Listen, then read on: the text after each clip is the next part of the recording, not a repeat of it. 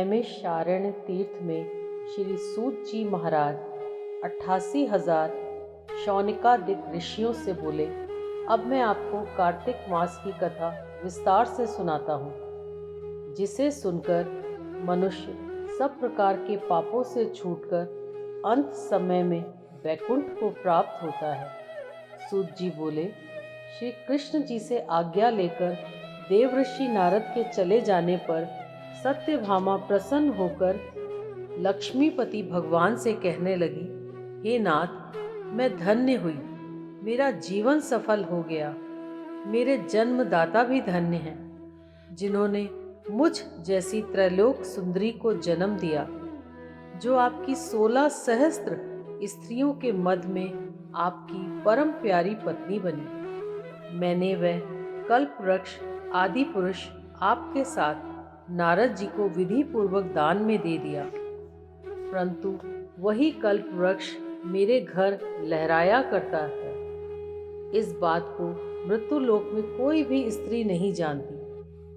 हे त्रिलोकीनाथ, मैं आपसे कुछ पूछना चाहती हूँ। आप मुझे विस्तार पूर्वक कार्तिक महात्म्य की कथा सुनाओ, जिसको सुनकर मेरा हित हो तथा जिसके करने से कल्प पर्यंत भी आप मुझसे विमुख ना हो। सूत जी बोले, सत्यभामा के ऐसे वचनों को सुनकर हंसते हुए श्री कृष्ण जी सत्यभामा का हाथ पकड़कर तथा अपने सेवकों को वहीं रोककर विलास युक्त अपनी पत्नी को कल्प वृक्ष के नीचे ले गए और हंसकर कहने लगे, हे प्रिय, 16,000 रानियों में से मुझे तुम प्राणों के समान प्यारी हो। तुम्हारे लिए मैंने इंद्र से तथा देवताओं से भी विरोध किया था। हे कांते, जो बात तुमने पूछी है उन अद्भुत बातों को सुनो। सूत जी बोले, एक दिन श्री कृष्ण भगवान ने सत्यभामा की प्रिय कामना के लिए गरुड़ पर सवार होकर इंद्रलोक जाकर कल्प वृक्ष मांगा। तब इंद्र के मना कर देने पर गरुड़ का इंद्र से घोर युद्ध हुआ और गोलोक में गरुड़ जी ने गौओं से युद्ध किया। गरुड़ की चोंच की चोट से उनके कान और पूंछ कटकर गिर पड़ी। उनके रुधिर से 3 वस्तु उत्पन्न हुई, कान से तंबाकू, पूंछ से गोभी और खून से मेहंदी। इन तीनों के प्रयोग करने से मोक्ष प्राप्ति नहीं होती। तब गौओं ने भी क्रोध में भरकर गरुड़ को मारा, जिससे उनके 3 पंख टूटकर गिर पड़े। इनके पहले पंख से नीलकंठ, दूसरे से मोर, तीसरे से चकवा चकवी उत्पन्न हुए। हे प्रिय, इनके दर्शन मात्र से ही शुभ फल की प्राप्ति होती है। यह सुनकर सत्यभामा बोली, हे प्रभु, मैंने पिछले जन्म में कौन कौन से दान, व्रत व जप किए हैं, मेरा कैसा स्वभाव था तथा मैं किसकी पुत्री थी और मुझे मृत्युलोक में जन्म लेना पड़ा। मैंने ऐसे कौन से शुभ कर्म किए जिससे आपकी अर्धांगिनी हुई। कृष्ण बोले, हे प्रिय, जो तुमने पूर्व जन्म में शुभ कर्म किए हैं उन्हें विस्तार पूर्वक कहता हूँ।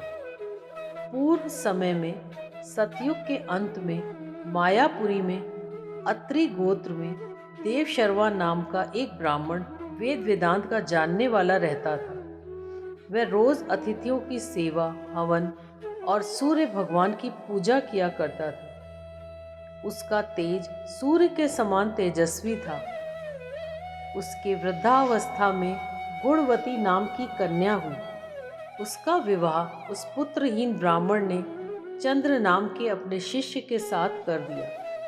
वह चंद्र को अपने पुत्र के समान मानता तथा चंद्र भी उसे अपने पिता के सम्मान देता था। एक दिन वे दोनों कुश और समिधा लेने के लिए वन में गए।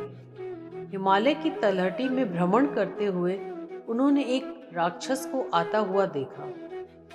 उस राक्षस के आने के भय के मारे उनके सब अंग शिथिल हो गए और भागने की सामर्थ्य भी नहीं रही।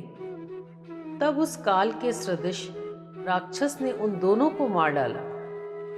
उनके धर्मात्मा होने के कारण मेरे पार्षद उनको मेरे पास वैकुंठ में ले आए, क्योंकि उन्होंने आजीवन सूर्य भगवान की पूजा की थी।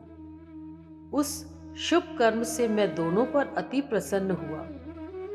शिव, सूर्य, गणेश जी व देवी, इन सब देवताओं की पूजा करने वाले सब स्वर्ग को प्राप्त होते हैं। मैं एक होता हुआ भी काल और कर्मों के भेद से 5 प्रकार का होता हूँ। जैसे एक देवदत्त, पिता, भ्राता आदि नामों से बोला जाता है। जब वह दोनों विमान पर चढ़े हुए सूर्य के समान तेजस्वी रूपवान चंदन और माला धारण किए हुए मेरे भवन में आए तो दिव्य भोग भोगने लगे।